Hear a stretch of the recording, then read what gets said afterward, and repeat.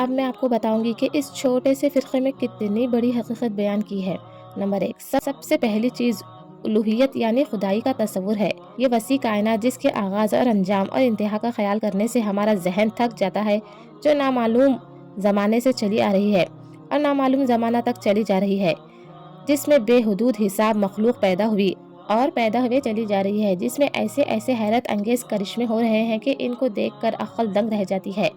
اس کائنات کی خدائی صرف وہی کر سکتا ہے جو غیر محدود ہو، ہمیشہ سے ہو اور ہمیشہ رہے، کسی کا محتاج نہ ہو، بے نیاز ہو، قادر متعلق ہو، حکیم اور دانا ہو، ہر چیز کا علم رکھتا ہو اور کوئی چیز اس سے منفی نہ ہو، سب پر غالب ہو اور کوئی اس کے حکم سے سرتابی نہ کر سکے، بے حساب قوتوں کا مالک ہو اور کائنات کی ساری چیزوں کو اس سے زندگی اور رزق کا سامان باہم پہنچے، عیب و نقص اور کمزوری کی تمام صفات سے پاک ہو اور اس کے کاموں میں کوئی دخل نہ دے سکے۔ نمبر 2، خدائی کی یہ تمام صفات ایک ہی ذات میں جمع ہونی ضروری ہے۔ یہ ناممکن ہے کہ دو ہستیاں یہ صفت برابر رکھتی ہو، کیونکہ سب پر غالب اور سب پر حاکم تو ایک ہی ہو سکتا ہے۔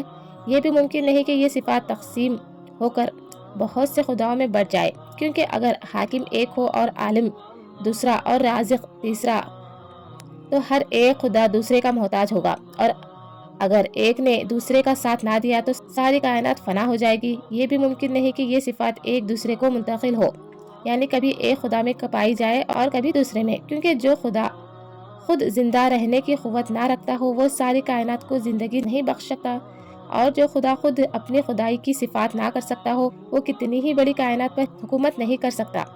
بس تم کو علم کی جتنی زیادہ روشنی ملے گی اتنا ہی زیادہ تم کو یقین ہو جائے گا کہ خدائی کی صفات صرف ایک ذات میں جمع ہونی ضروری ہے۔ بے شک۔ نمبر 3، خدا کی اس کامل اور صحیح تصور کو نظر میں رکھو، پھر ساری کائنات پر نظر ڈالو۔ جتنی چیزیں تم دیکھتے ہو، جتنی چیزوں کو کسی ذریعے سے محسوس کرتے ہو، جتنی چیزوں تک تمہارے علم کی پہنچ ہے، ان میں سے ایک بھی ان صفات سے متصف نہیں ہے۔ عالم کی ساری موجودات محتاج ہے، محکوم ہے، بنتی اور بگڑتی ہے، مرتی اور جیتی ہے، کسی کو ایک حال پر قیام نہیں، کسی کو اپنے اختیار سے کچھ کرنے کی قدرت نہیں، کسی کو ایک بالاتر قانون کے خلاف بال برابر حرکت کرنے کا اختیار نہیں۔ ان کے حالات گواہی دیتے ہیں کہ ان میں سے کوئی خدا نہیں ہے، کسی میں خدا کی ادنا جھلک بھی پائی نہیں جاتی، کسی کا خدائی میں ذرہ برابر بھی دخل نہیں ہے۔ یہی معنی ہے لا الہ کے۔ نمبر 4، کائنات کی ساری چیزوں سے خدائی چھین لینے کے بعد تم کو اقرار کرنا پڑے گا کہ ایک ہستی ہے جو سب سے بالاتر ہے، صرف وہی تمام خدائی صفات رکھتی ہے اور اس کے سوا کوئی خدا نہیں۔ یہی معنی ہے لا الہ کے۔ یہ سب سے بڑا علم ہے۔ تم جس قدر تحقیق اور جستجو کرو گے تم کو یہی معلوم ہوگا کہ یہی علم کا سرا بھی ہے اور یہی علم کی آخری حد بھی۔ طبیات، کیمیائی، حیت، ریاضیات، حیاتیات، حیوانیات، انسانیات، غرض کائنات کی حقیقتوں کا کھوج لگانے والے جتنے علوم ہیں ان میں سے خواہ کوئی علم لے لو، اس کی تحقیق میں جس قدر تم آگے بڑھتے جاؤ گے لا الہ الا اللہ کی صداقت تم پر زیادہ کھلتی جائے گی اور اس پر تمہارا یقین بڑھتا جائے گا۔